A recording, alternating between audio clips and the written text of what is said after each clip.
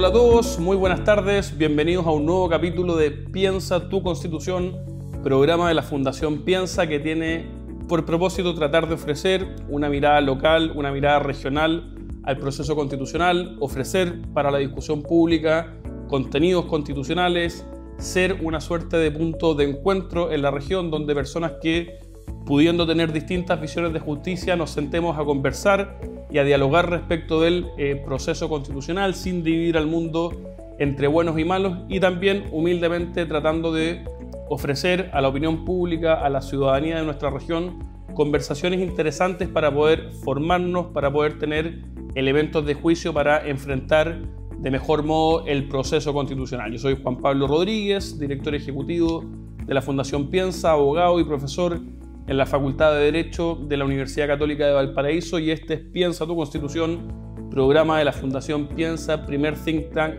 autónomo y regional del país, y que busca, dentro de nuestros sueños, tratar de construir un Chile que sea más justo con nuestras regiones y que la región de Valparaíso sea el mejor lugar para vivir del país. Ustedes saben, amigos, en Piensa tu Constitución queremos dar información para enfrentar de buena manera el proceso, y semana a semana, entre martes y jueves, tenemos nuestros programas a través de nuestras plataformas y de UCB Radio y UCB Televisión, y cada semana vamos tratando de resolver una gran pregunta, una gran interrogante respecto del proceso constitucional con muy interesantes invitados. Ya abordamos la cuestión respecto de qué es una constitución y concluíamos que las constituciones por una parte organizan el poder y por otro lado reconocen y protegen nuestros derechos fundamentales. Luego, en la segunda semana de programa, analizábamos la historia constitucional de Chile y veíamos con distintos académicos y profesores que muchas de las discusiones y tensiones actuales son reproducciones de tensiones y discusiones que cruzan toda la historia republicana de nuestro país, entre el presidente y el Congreso, Estado unitario federal, entre otras.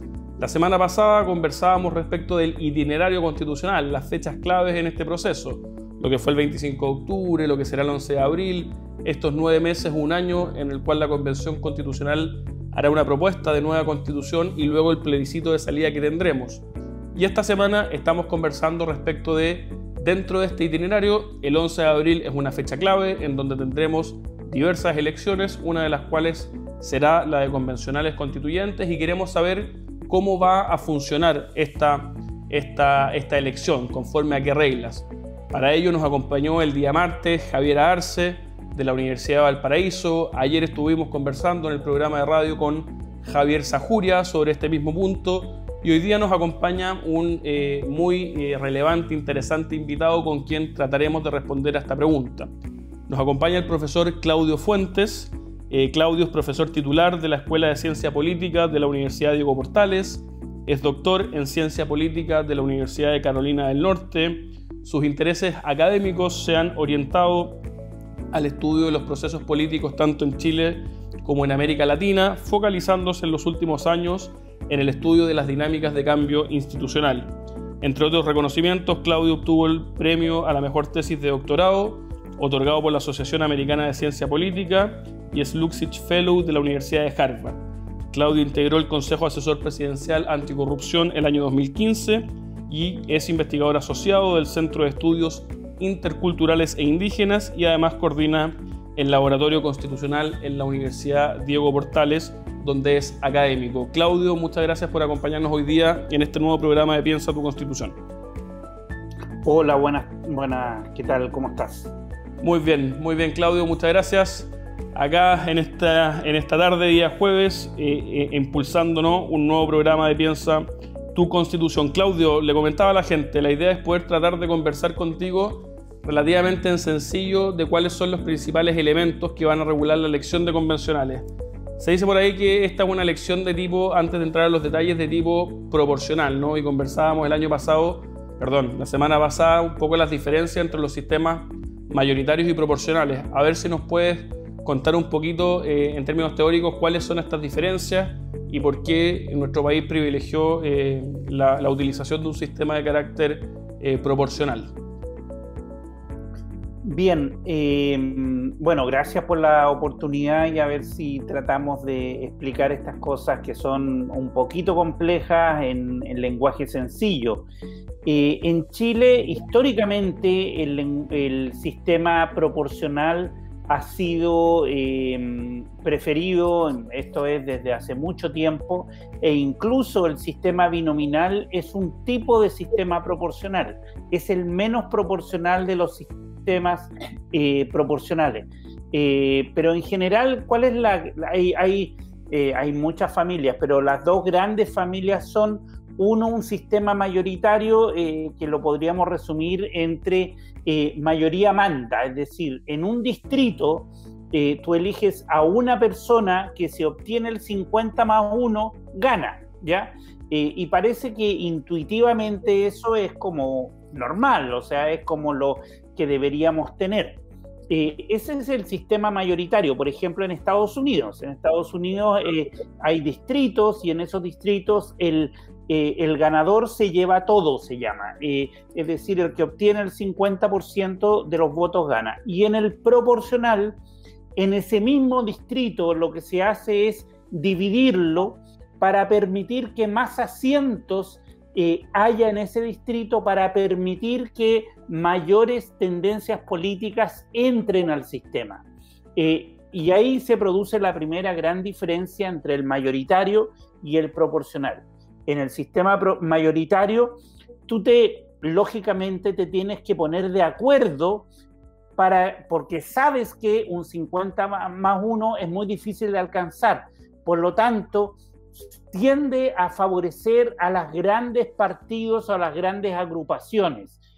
Por eso en Estados Unidos es muy difícil que un tercer partido entre al juego, porque, y ahí hay dos grandes partidos que son el republicano y el demócrata, porque como hay un asiento, es muy difícil que una segunda o tercera fuerza logre ganar a esa fuerza dominante. En el proporcional, en cambio, tú tienes 3, 4, 5 asientos a distribuir, o 8 asientos, como en el caso de Chile, a distribuir en ese distrito, y por lo tanto las fuerzas minoritarias pueden acumular votos para poder entrar. Por eso en Chile tenemos más partidos que en otras sociedades. En general, los sistemas proporcionales favorecen o son desarrollados en sociedades multipartidistas, como es la chilena. Europa, América Latina tiende a tener esa tradición. Y la tradición más anglosajona tiende a ser bipartidista, en donde hay dos fuerzas y por lo tanto optan por un sistema mayoritario. Estamos conversando con Claudio Fuentes, politólogo, académico, sobre cuáles van a ser las reglas de elección en el caso de los constituyentes chilenos. Y antes de eso analizábamos una cuestión, que es lo que comentaba Claudio, que nos parece súper interesante porque probablemente, y si es bien algo que no está hoy día regulado en la Constitución, sí a propósito de la discusión parlamentarismo, presidencialismo, se vincula muchas veces también a la cuestión del sistema electoral y por lo tanto es un elemento de juicio que cabe tener sobre la mesa, ¿no? Hay quienes están promoviendo, por ejemplo, que en el sistema de elección parlamentaria en Chile transitemos hacia un sistema mayoritario, que como bien dice Claudio, tiende a tener grandes bloques, un poquito la moderación. Como gran pro, por así decirlo, es que es más fácil gobernar, es más fácil ponerse de acuerdo entre dos o tres, pero como contra, que es lo que tienen a favor los sistemas proporcionales, es que hay grupos de la población, los que obtienen 5, 6, 10, 12%, que no se encuentran representados, ¿no? En el polo opuesto están los sistemas proporcionales que logran esa representación, pero el contra que tienen, por así decirlo, es que es más fácil ponernos de acuerdo y de alguna manera generan un poquito de ingobernabilidad, ¿no? Entonces, quienes dicen, mire, hoy día está muy tensionada la cuestión entre presidente y Congreso, podríamos transitar hacia un sistema mayoritario, así que súper interesante, Claudio, tu explicación, porque creo que va a ser un elemento bien importante del debate constitucional, con independencia de lo que nos convoca hoy día, que es hablar de la elección de los constituyentes. En ese sentido, Claudio, en concreto, los constituyentes chilenos el 11 de abril, ¿cuáles son las principales reglas para elegirlos? Bueno, siguiendo esta misma lógica, en el acuerdo del 15 de noviembre y que después se hizo en la Constitución, se estableció que iban a ser las mismas reglas que rigen para la Cámara de Diputados.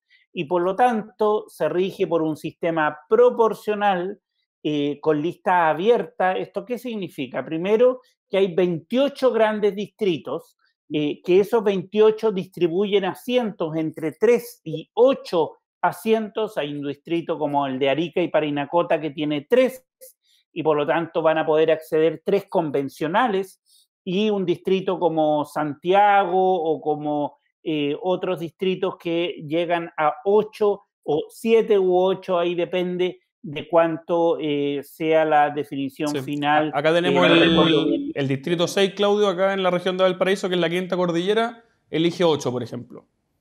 Ah, ya. Entonces ahí tienen 8.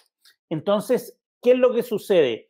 Por una parte, entonces van a tener una competencia por asientos, ¿cierto? Y eso además es con lista abierta, es decir, se presentan listas y en esas listas uno vota por un individuo dentro del voto, es decir, de muchas listas uno tiene que elegir a una persona. Y por lo tanto, eso se llama nominal. Es decir, tú no votas por la lista, votas por la persona.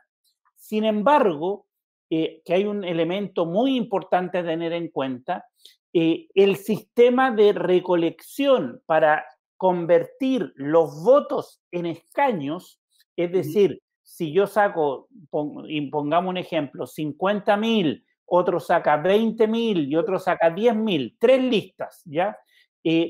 La proporción de esas listas hay que traducirlas a escaños. Y por lo tanto, ¿qué es lo que se utiliza? Se utiliza el famoso modelo de D'Hondt. El modelo de D'Hondt es un modelo matemático.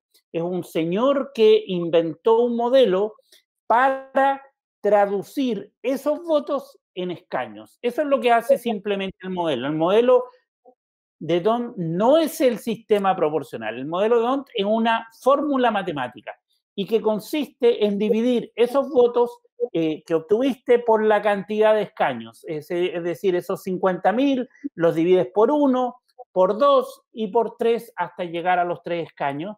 Y a partir de ese ejercicio sacas los 3, que son 3 escaños, que obtuvieron los mayor número de votos. Por ejemplo, en ese ejemplo que te di, aquellos que obtuvieron esa lista que obtuvo 50.000 votos tendría 2 escaños. El que obtuvo 20.000 tendría el tercer escaño y el que obtuvo la lista que obtuvo 10.000 no alcanzaría a sumar votos para entrar en esos 3 escaños. Y por lo tanto se privilegia el voto de lista, aunque la ciudadanía votó por una persona. Y eso es bien importante tener en cuenta porque es la suma de los votos de la lista lo que impacta en cuántos escaños va a tener una determinada lista en el sistema. Súper claro, Claudio, un súper elemento que ahí tenemos que tener en consideración. Por lo tanto, como bien dice el profesor Fuentes, tenemos que, o sea, el 11 de abril, cuando nosotros vayamos a votar, vamos a tener 4 papeletas. En la elección de gobernador regional, la de alcaldes, la de concejales y la de convencionales constituyentes. En el caso de esta última, de convencionales constituyentes, por lo que la ciudadanía tiene que marcar, no es por la lista, sino que por una persona, con nombre y apellido, Perico Los Palotes. Ahora, como señala el profesor Fuentes, hay que tener la claridad que ese voto, además de darle el voto a esa persona, uno indirectamente le está dando el voto, tanto eventualmente al pacto o partido político del que forme parte esa persona, como a la lista de la cual forma parte esa persona y eventualmente ese pacto o subpacto. Y eso va a tener consecuencias directas respecto de cuáles son las personas, los chilenos y las chilenas que van a ser electos definitivamente. Como señala el profesor Fuentes, la primera cuestión que hay que analizar es cuál es el número total de votos que saca la lista, que puede estar conformada por varios partidos y a su vez por varios candidatos de esos distintos partidos. Ese número total de votos de la lista es el que va a determinar el número de escaños que le correspondan a esa lista. ¿Ah? Si lo entiendo bien, profesor. Y en segundo lugar, y le dejo esta pregunta, hay otro elemento, ¿no? Que es esto de los pactos, los subpactos, los partidos, ¿no? Como que se aplica de nuevo, ¿no? Este método D'Hondt para ver dentro de esos escaños cuánto le corresponden a cada partido, ¿no? ¿Algo así? Claro. Ahí entramos a otra parte que tiene que ver con cómo se conforman las listas. Y hay algunas innovaciones. En el sistema, cuando elegimos diputados y diputadas, las listas se conforman o por un partido o por un pacto de partidos, ¿cierto? Por ejemplo, Chile Vamos ahora acordó que RN, UDI, el Partido Republicano, Evópoli y el PRI van a ir juntos. La DC con el PPD, el PS y otros partidos también van a ir juntos. Esos son listas de pactos de partidos. Además, van a haber listas de independientes, que es una novedad. Eso no existe en la Cámara de Diputados. Hay listas de independientes y además hay independientes individuales que también pueden presentarse. Entonces, cuando se suman los votos, se suma el voto de la lista completa y se dice ya, a esta lista le corresponden, por ejemplo, 3 asientos, ¿ya? Porque obtuvo la cantidad de votos necesarios para 3 asientos. Y de esa lista, si son 4 partidos, cada uno lleva, por ejemplo, 2 candidaturas, etcétera, y van sumando, depende a qué partido sacó, y por lo tanto es lo que tú dices del subpacto, que en el fondo se suma dentro de la lista los que sacan más votos y ahí se elige, por ejemplo, un RN o un UDI o un Evópoli que va a sacar. Y por eso se da este fenómeno de lo que se llama arrastre. ¿Por qué? Porque como son la lista la que domina y después el subpacto de los partidos los que dominan, muchas veces un candidato o una candidata puede, comillas, arrastrar a un compañero o compañera de lista. Eso es lo que pasó en la Araucanía, por ejemplo, con Felipe Kast en el Senado, que él sacó tantos votos que logró arrastrar o llevar al Senado a la senadora Aravena, que sacó muy poquitos votos, como un 1 o 2%, y él sacó un 20 y tanto o 30%, y por lo tanto la suma de ese subpacto Evópoli logró obtener 2 asientos, y eso se da básicamente porque la idea detrás del sistema proporcional es que es la lista la que domina, y es un programa, esa es la idea. Normalmente en Europa se vota solo por la lista, no importan los nombres. ¿Por qué? Porque es el programa de la lista completa la que domina. Esa es como la lógica que está detrás del sistema proporcional. Estamos conversando con Claudio Fuentes sobre el sistema electoral a través del cual elegiremos a nuestros convencionales constituyentes acá en Piensa tu Constitución, programa de la Fundación Piensa. Yo soy Juan Pablo Rodríguez, director ejecutivo de la Fundación Piensa. Y profesor, ahí, de alguna manera quizá contraintuitivamente uno dice ya, si es que es el número total de votos de la lista el que va a determinar que ellos saquen más escaños, uno dirá, bueno, mire, todos los compañeros de lista van a ser muy amigos entre ellos para sacar la mayor cantidad de votos posible y sacar la mayor cantidad de escaños posible, pero pareciera ser que en la realidad de las cosas y dadas las reglas, los incentivos están puestos de alguna manera en que la competencia de los candidatos son los miembros de sus propios subpactos o pactos, ¿no? Y de alguna manera la dinámica electoral que se da, dado que compiten por ciertos nichos o grupos electorales que votan más o menos por personas de sus ideas o que suscriben esas listas, pareciera ser que compiten muchas veces más entre ellos que con las personas de las listas del frente, ¿o no? ¿O no están así? Sí, mira, ahí hay un par de elementos que es importante tener en cuenta. Cuando la lista se arma de independiente o de partido, etcétera, para la convención, por ejemplo, yo tengo 2 opciones. Una es que yo tenga una lista en donde la cabeza de la lista, la persona que encabeza la lista, es muy conocida, ¿ya? Por ejemplo, Baradit en Santiago, en el distrito de Santiago, Providencia, etcétera, él es muy conocido, entonces es muy probable que él arrastre muchos votos a esa lista, ¿ya? Y por lo tanto, los compañeros o compañeras de lista se suman y van sumando porque saben que él va a arrastrar mucha voto.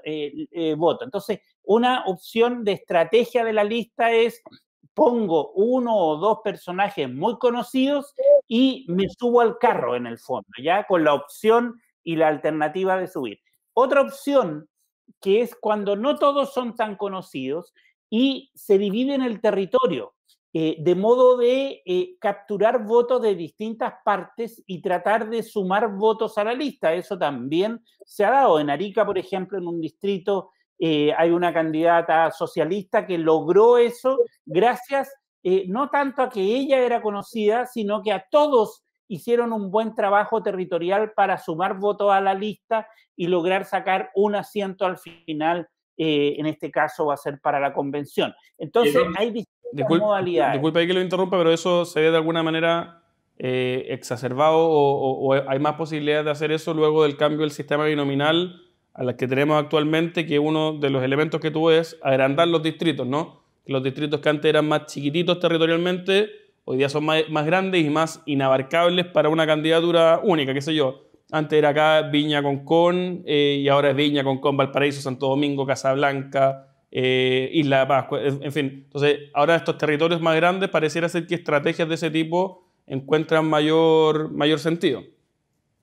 Totalmente, tú tienes razón. Efectivamente, de 60 distritos pasamos a 28. Entonces, los distritos crecieron mucho, abarcan muchas comunas, mucha población y, por lo tanto, sobre todo en distritos, por ejemplo, Valparaíso, Viña, que seguramente es un distrito, no recuerdo, pero ese tipo de distrito en donde tiene varias poblaciones o grupos poblacionales en distintas ciudades, ayuda a distribuir la estrategia electoral para capturar más votos. Ahora, hay que agregar otro factor que seguramente hablaron con Javiera Arce anteriormente, que tiene que ver con el fenómeno de la paridad, porque además de la definición de quienes obtuvieron más votos de la lista, luego de las candidaturas dentro de la lista, viene un sistema de equilibrio de género, en donde luego de sacar quién obtuvo más votos,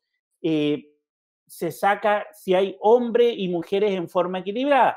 Por lo tanto, alguien que saca muchos votos, eventualmente tiene que darle el pase a su compañera de partido o de lista que no sacó tantos votos, pero por equilibrio de género tiene que cederle el cupo. Y por lo tanto, también se puede dar esa dinámica. Sobre las reglas de la paridad de género, ¿cómo opera la paridad tanto en las listas como cómo se va a corregir eventualmente el resultado? También sobre otra de las diferencias que tiene esta elección con la de diputados, cuál es la existencia de los denominados escaños reservados. Vamos a seguir conversando con el profesor Claudio Fuentes a la vuelta de esta breve pausa comercial, acá en Piensa tu Constitución, programa de la Fundación Piensa que busca aportar al debate constitucional desde la región de Valparaíso. Vamos a una breve pausa y los esperamos a la vuelta.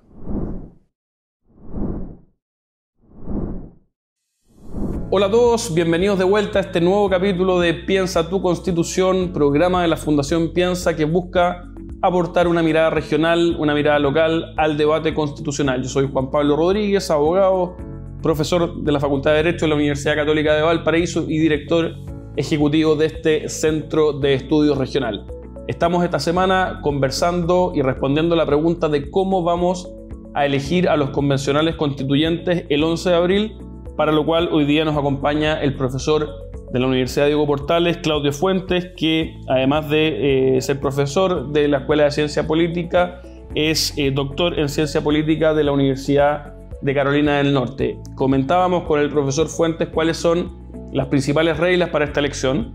Comentábamos que quizá la regla fundamental es que va a ser una elección que se realizará conforme a las mismas reglas de la elección de Cámara de Diputados, por lo tanto se utilizará un sistema proporcional y se utilizará para efectos de la determinación de los escaños lo que se conoce como el método D'Hondt. Esto, en resumidas cuentas, tiene que ver con que en cada uno de los distritos habrá 28 en Chile, se elegirán de 3 a 8 constituyentes y cómo se van a distribuir esos constituyentes habrá que hacer varias operaciones. En primer lugar, sumar el número total de votos de cada una de las listas. Eso va a determinar, aplicado el método D'Hondt, que es dividir en el fondo el número total de votos por tantas veces como escaños se repartan en ese distrito, se va a determinar a cada lista cuántos escaños le corresponden.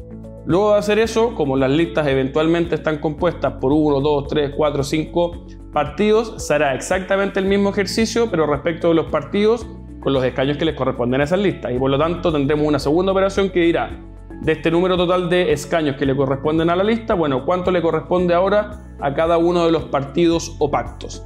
Hasta ahí, más o menos, las mismas reglas generales que una elección de Cámara de Diputados. Pero tenemos dos innovaciones que, profesor, son las que les propongo que conversemos ahora respecto de la elección de Cámara de Diputados. Habrá, por una parte, una corrección por género, la denominada paridad de género, y por otra parte hay determinados escaños reservados para los pueblos indígenas. Profesor, si nos puede comentar un poquito en qué consiste esto de la paridad de género, cuál es el origen, su justificación y un poco cómo va a operar en la elección de convencionales constituyentes. Bueno, la paridad de género surge, yo creo que debido a el movimiento feminista muy fuerte que se desarrolla, no solo ahora último, sino que viene varios años ya trabajando este tema de las desigualdades que existen entre hombres y mujeres en el acceso al poder. Y se optó por este método que es muy innovador, primera constituyente en el mundo que va a tener un sistema de paridad. Ahora, ¿qué significa eso? Significa paridad en el sistema, de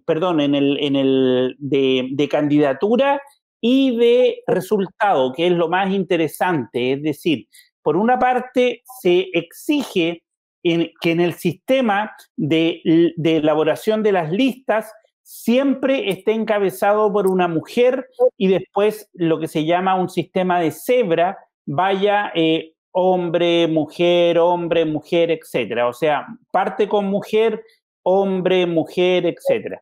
Eso por una parte para asegurar una visibilidad de las mujeres en la papeleta, porque muchas veces con el sistema de cuotas anterior que tiene la Cámara de Diputados, a las mujeres se les ponía en el último lugar de la papeleta y por lo tanto adquirían menos visibilidad. Entonces eso se llama paridad de candidatura.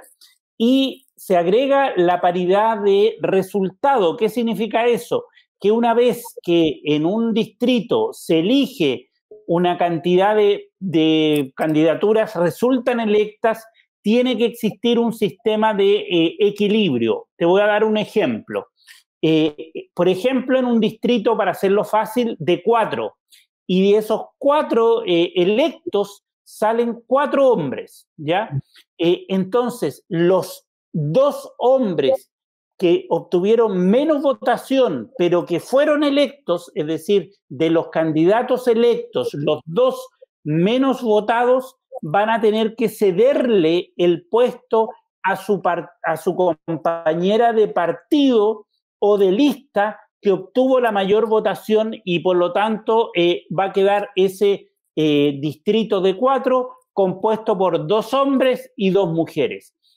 Si por ejemplo fuesen 4 mujeres las que salen electas, esas 2 mujeres que obtuvieron menor votación pero que resultaron electas tienen que hacer lo inverso para que 2 hombres la integran de modo que haya equilibrio de género en la convención. Eso es una innovación, va a resultar que no va a lograr un 50-50 porque la convención es impar, tiene 155, pero se va a acercar mucho a un equilibrio de 45-55 para cada género, depende cómo resulte la elección. Por lo tanto, esa es la primera innovación que hay en el sistema de la convención que no existía en la Cámara de Diputados. Súper interesante, profesor. Claro, y agregarle quizá eso que, claro, en el caso, o sea, está muy bueno, porque yo creo que hay una confusión en el sentido que hay una primera afirmación que hacer, que es que, por así decirlo, la corrección de paridad, el análisis se hace distrito a distrito, ¿no? Se ven los resultados del distrito y ahí ver si corregir o no. Y en ese caso van a haber distritos que eligen números pares, como los que eligen 4, 6 u 8, en donde va a ser mitad y mitad, y distritos que eligen escaños impares, en donde la diferencia no puede ser más que una.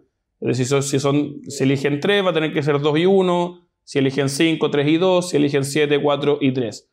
Y eso, como bien señala el profesor, va a significar que probablemente no haya un 50 y 50 mirado a los 155, pero sí muy cercano a eso, ¿no? En torno a lo más 45 y 55 entre ambos sexos. Ahí tenemos, profesor, una primera gran diferencia respecto de la elección de diputados, ¿no?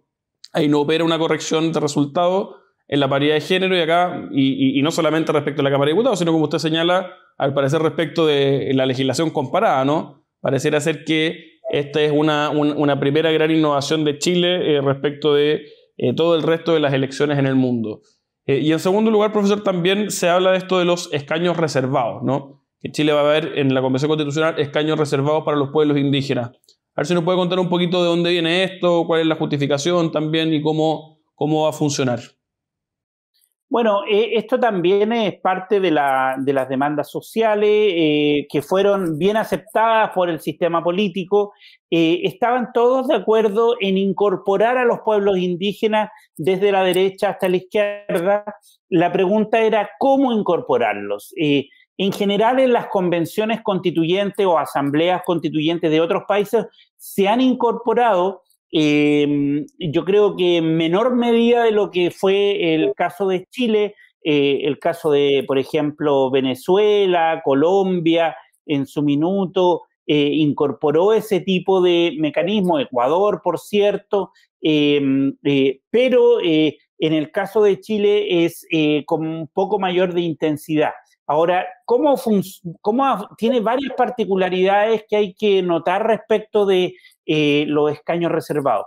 Primero, escaños reservados no significa designados, son electos, son personas indígenas que tienen que tener una acreditación indígena como candidaturas y que van a ser electos por población indígena. Eso es bien importante decirlo.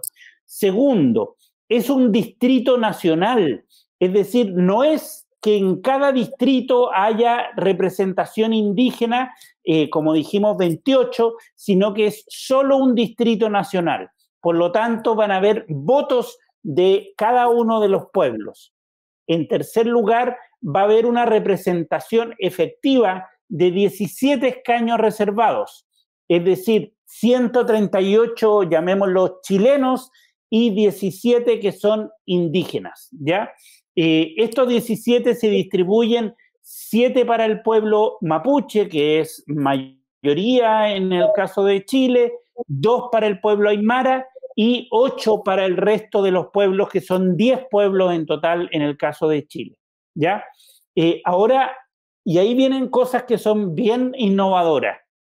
Uno, cuando tú vas a votar, tú como indígena, tú tienes primero que estar en un padrón indígena, ¿ya? Y ese padrón ya se construyó, el CERVEL ya tiene 1.200.000 personas que se autorreconocen como indígenas. Si tú eres indígena y quieres votar por indígenas, por estos escaños indígenas, tienes que buscar en el CERVEL y si no estás, tienes que acreditar tu calidad indígena. Entonces eso se puede hacer hasta el 25 de octubre. Y lo más interesante, y lo más interesante que yo creo que también encuentro es que cada una de las candidaturas de los pueblos indígenas van en pares, un hombre y una mujer. Se llama candidatura principal y alternativa, de modo que después opera una corrección también de paridad. Entonces, cuando tú vas a votar, votas por un par, no votas por un individuo, votas por una candidatura principal y si cuando se aplique la corrección, eventualmente podría ir la alternativa. Entonces, tú sabes por quién va a ser reemplazada si es que hay una corrección de paridad de género. Súper interesante, estamos conversando con el profesor Claudio Fuentes, acá en Piensa tu Constitución. Yo soy Juan Pablo Rodríguez, director ejecutivo de la Fundación Piensa, conversando sobre cómo va a operar el sistema de elección de constituyentes, ahora deteniéndonos en la cuestión de los escaños reservados para pueblos indígenas. Profesor, antes de entrar de cómo va a operar la paridad, que me interesa ahí hacer un doble clic, cómo va a operar la paridad en los escaños reservados para pueblos indígenas, según lo que usted decía al principio, en el fondo, entonces, alguien que está en ese padrón, bueno, sí, primero va a saber antes del día de la elección si puede o no votar en esa elección por pueblos indígenas. ¿Y cómo opera en la práctica? ¿Va a su mesa de votación de siempre y ahí va a tener la opción de votar por el pueblo, sea en la elección de escaño reservado o sea en la normal? ¿Puede votar en las dos? ¿Está obligado a votar en una? ¿Cómo va a operar eso? Sí, mira, súper buena tu pregunta. Ya existe el padrón, como yo decía, si tú vas a hacer BEL y tú puedes buscar va a salir si puedes votar en el padrón indígena.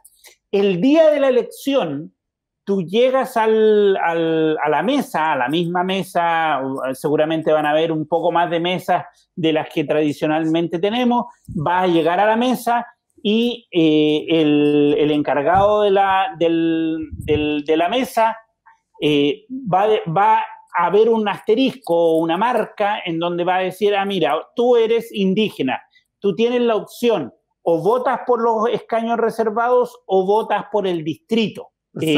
Y tú eliges. No puedes recibir los dos votos porque sería súper injusto, o sea, ¿por qué hay alguien que pueda tener dos votos? Entonces, o votas por los padrones por los escaños indígenas o votas por los representantes de tu distrito, pero nunca por los dos. Y por lo tanto, vas a tener la posibilidad de ir a votar. Ahora, en el caso de los escaños reservados, el voto se te va a entregar el voto de tu pueblo. Por ejemplo, si estás en la Araucanía, seguramente se te va a entregar el voto mapuche y ahí va a haber una lista. No hay listas de candidaturas, hay una lista con nombres y apellidos, como decía, el nombre principal y la alternativa, pero es una lista y en donde mayoría manda. Ahí funciona el sistema mayoritario. Claro, es un buen ejemplo de efectivamente, entendida en sí misma como una suerte de elección mayoritaria. Y el profesor, ahora sí, ¿no? ¿Cómo va a operar la paridad en estos casos? ¿Cómo va a operar la paridad en el caso de los escaños reservados? Y usted comentaba esta innovación, a ver si nos puede contar un poquito más para poder entenderlo bien. Claro. ¿Me escuchan, no? Sí, te escucho perfecto. ¿Me escucha bien? Sí. Ya. Mira, va a depender de lo siguiente. Primero, una vez que se cuentan los votos, se separa por pueblos, ¿ya? En el caso del pueblo mapuche son 7 asientos, por lo tanto ahí tiene que haber un equilibrio, como es impar, de 4-3. 4-3 mujeres, hombres, depende quién gane, ¿ya? Entonces se ordena de mayor a menor en el caso del pueblo mapuche. De los 7 electos, supongamos que los 7 son mujeres y por lo tanto 3, de nuevo, los más votados, los menos votados dentro de los que salen electos, esos 3 tienen que cederle a su alternativa par que compitió para llenar y lograr el equilibrio de género. En el caso aymara son 2, así que 2 asientos. Por lo tanto, los 2 más votados, si hay 2 hombres, el segundo más votado va a tener que cederle a su par mujer para que haya paridad. Y el resto de los pueblos son 8. Se ordenan de mayor a menor los más votados y de nuevo se aplica la misma lógica de la paridad con la alternativa para lograr el equilibrio de género. Y por lo tanto, tú vas a tener en los pueblos indígenas de los 17, vas a tener una muy cercana equilibrio de género en ese caso. Estamos conversando con el profesor de la Universidad Diego Portales, Claudio Fuentes, con quien estamos analizando y desmenuzando cuáles son las principales reglas para elegir a nuestros convencionales constituyentes el próximo 11 de abril, donde como chilenos nos tocará elegir a 155 personas que serán los encargados de redactar la nueva Constitución para Chile, que será posteriormente sometida a plebiscito. Comentaba el profesor Fuentes que en principio se les aplicarán las mismas reglas que en una elección de diputados. Por lo tanto, recapitulando, vamos a elegir a 155 personas, igual que el número de diputados, en 28 distritos, igual que los distritos de diputados, y cada uno de esos distritos elegirá entre 3 a 8. Casi igual que lo de diputados, porque en el caso de la Convención Constitucional, algunos se modificaron para dar espacio a los 17 escaños reservados que forman parte de los 155. Luego le aplicamos a ellos en las reglas de un sistema proporcional conforme al método D'Hondt. Luego tendremos que ver cuánto es la suma total del voto de los candidatos de una lista. Eso determinará cuántos escaños le tocan a esa lista. Luego también aplicando una segunda cifra repartidora se determinará dentro de esa lista a qué partido político le corresponde cada uno de esos escaños, y hasta ahí igual que una elección de Cámara de Diputados. Pero tenemos dos grandes diferencias. Por una parte, va a haber una corrección de paridad por género, que se aplica en cada uno de los distritos, en función de la cual en los pares va a tener que ser mitad hombre y mitad mujeres, y en los impares al menos uno de diferencia. Como opera, se aplican las reglas que acabamos de decir, y se ve si es que se cumple o no la paridad, mirado todo el distrito. Si es que no se cumple con la paridad, se tendrá que hacer la lista de las personas que son electas según las reglas generales, y las personas del sexo sobre representado que tengan menos votación van a tener que cederle su cupo a la persona del sexo subrepresentado de su pacto, en primer lugar, de su partido, y si no hay personas del sexo subrepresentado ahí, tendrán que ir a la lista, de modo tal de ir, y eso se hará cuantas veces sea necesario para tener la paridad en el distrito. Esa es una primera gran diferencia. Y una segunda gran diferencia, los escaños reservados. De los 155, 17 serán escaños reservados para pueblos originarios. Las personas que formen parte del padrón de pueblos originarios por ser indígenas podrán elegir en qué votación votar. Y ahí, por así decirlo, se divide, es un puro distrito nacional, pero se divide en tres grandes grupos. El pueblo mapuche, que elegirá a 7 representantes, el pueblo aymara, que elegirá a 2, y otros 8 pueblos originarios que elegirán, por ejemplo, el Rapa Nui, a un representante cada uno de esos pueblos. Y para cumplir con la paridad, hay un elemento muy innovador, cual es que cada una de esas candidaturas indígenas tiene que inscribirse con una suerte de candidato alternativo del sexo opuesto, de modo tal de poder aplicar las reglas de paridad que bien explicaba el profesor Fuentes. Hago esta recapitulación en el entendido que estamos en un programa que busca precisamente tratar de proveer educación cívica, información para que podamos enfrentar como región mejor este proceso constitucional. Claudio, muy interesante, muy explicativas tus descripciones respecto del proceso. Ahora quizá una preguntita un poquito más general en tu calidad de politólogo y persona muy involucrada en los temas públicos. ¿Cuáles crees tú que desde tu ámbito de experiencia son los principales desafíos que vamos a tener como país en este proceso? Tanto desde lo más práctico, electoral, de ser una elección muy compleja en el contexto del coronavirus, o cuestiones más de fondo que tú consideres que tenemos que, como ciudadanía, tener a la vista para poder informarnos y enfrentar mejor este proceso. Bueno, yo creo que, mira, yo veo dos desafíos. El primero es electoral, que tiene que ver con la identificabilidad. El problema que vamos a enfrentar en la próxima elección es que hay un gran número de candidaturas en las distintas elecciones que tú mencionaste, gobernadores, alcaldes, concejales, constituyentes. Tú vas a tener una fauna de más de 200 candidaturas en este 11 de abril, y por lo tanto identificar quién es la persona que te representa para defender la Constitución va a ser un gran desafío. Ese es el primero, y por eso yo llamo a la ciudadanía a informarse respecto del proceso. Y el segundo tiene que ver con la constituyente. Una vez que se esté escribiendo la Constitución, ahí hay dos grandes temas. Uno, que la ciudadanía se sienta incorporada, generar mecanismos de participación, y en segundo lugar, saber que cualquier proceso de escribir la Constitución implica negociar, implica acordar, implica ceder. Y yo creo que estamos en una lógica de no ceder, de que yo tengo la razón, y el proceso político de escribir una Constitución es todo lo contrario, es aceptar vivir en la diferencia. Y eso también va a ser un desafío para los constituyentes particularmente, pero para la sociedad, que tiene que aceptar esta nueva Constitución. Súper interesante ese punto, Claudio. Acá me permito un paréntesis también para emitir una opinión, porque no puedo sino estar de acuerdo con aquello, ¿eh? En el sentido que yo veo lamentablemente que en nuestro país se ha ido poco a poco instalando una suerte como de maniqueísmo, ¿no? En el sentido de sistemáticamente dividir al mundo entre buenos y malos. Así, los que tienen mi visión de justicia son los buenos, los que tienen la visión de justicia que está enfrente son los malos. Y consecuentemente, si es que vamos, por así decirlo, en esa frecuencia al debate constitucional, tanto por la naturaleza propia de una constitución, que es un diseño más bien general que específico, como por las mismas reglas que nos dimos para redactarla, que es la famosa regla de los 2/3, pareciera ser que si vamos con esa frecuencia al debate constitucional, no vamos a sacar nada en limpio, ¿no? Y hay otro fenómeno que no sé si tú estás de acuerdo, Claudio, que yo veo con cierto temor o cierto riesgo en el proceso constitucional, que tiene que ver con que hoy es muy frecuente que que la gente en política se mueva más por causas que por grandes visiones de sociedad. Luego pareciera ser que hay muchos candidatos a la Convención Constitucional representantes de una causa más que de una visión global. Los animalistas, los ecologistas, los regionalistas y un etcétera que es muy, muy largo, ¿no?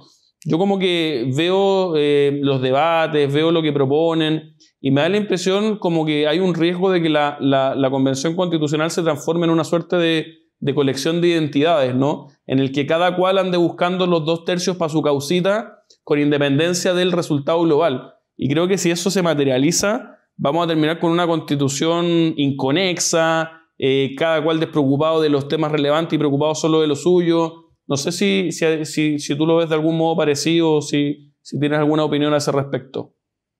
No, totalmente de acuerdo.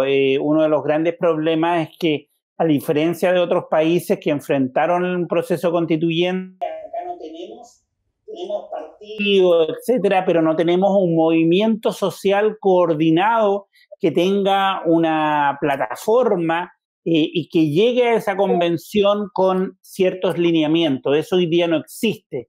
Y por lo tanto, la tendencia que tú dices de la política de las causas es lo que va a dominar. Y es lamentable porque cada uno va a ir con lo suyo. Yo en el tema laboral, otro en el tema sindical, en el tema derechos humanos, en el tema educación, indígena, medio ambiente, mujeres, etcétera, y sin hablar, sin relacionarse. Y ese es un problema porque requiere esa integración. El capítulo de educación requiere pensar en el medio ambiente, requiere pensar en los pueblos indígenas, en la interculturalidad, y por lo tanto requiere una coherencia de modo de convivir en una diferencia, pero con cierta coherencia programática, y por lo tanto es un problema la fragmentación que vivimos, no solo política, sino también social. Y ahí, profesor, ¿la convención va a tener algún tipo de asesoramiento técnico, entendiendo que no todos los convencionales van a ser letrados o van a tener conocimientos respecto a temas constitucionales, que evidentemente es un pacto social, tiene mucho de política general, pero también es un instrumento técnico jurídico, ¿no? Que tiene consecuencias concretas en la vida del hombre en sociedad, en el ordenamiento jurídico? ¿Cómo va a operar eso respecto de si va a haber, por así decirlo, como alguien preocupado de que la Constitución esté más o menos escrita con cierta armonía? ¿Cómo va a operar? Si es que ya se sabe o se va a definir después en el reglamento. No, mira, hay una parte que ya la sabemos y que en el acuerdo constitucional se establece que luego de que el plenario se convoque, elige un presidente o presidenta y una vicepresidencia, y después se elige una secretaría técnica, que el plenario de la convención tiene que establecer una secretaría técnica, y de hecho ya hay presupuesto para que esa secretaría técnica funcione. Lo único que se dice es que tiene que tener competencia académica y profesional para asesorar a la convención.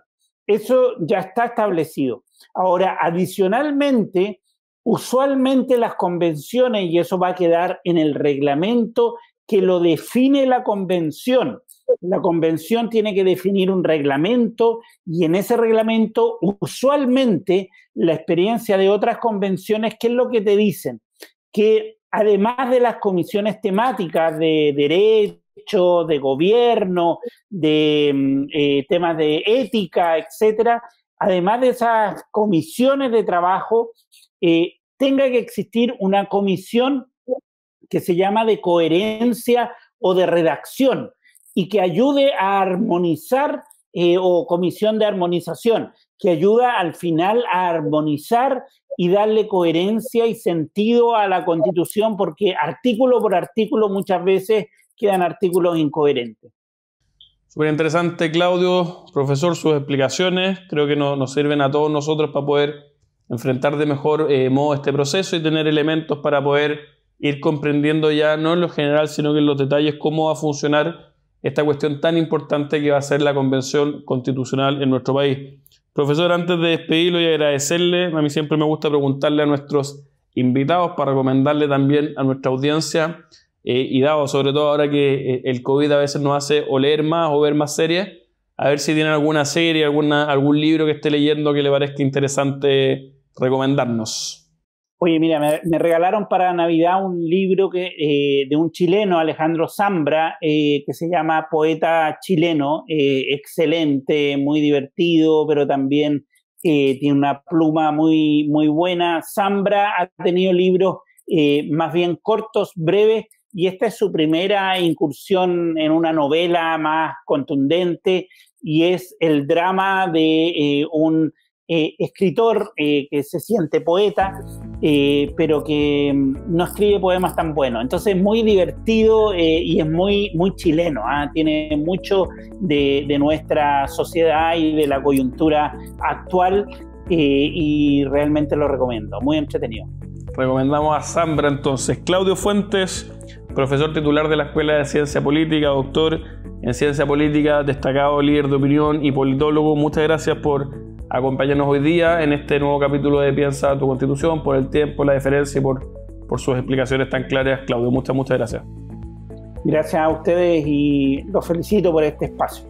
Chao.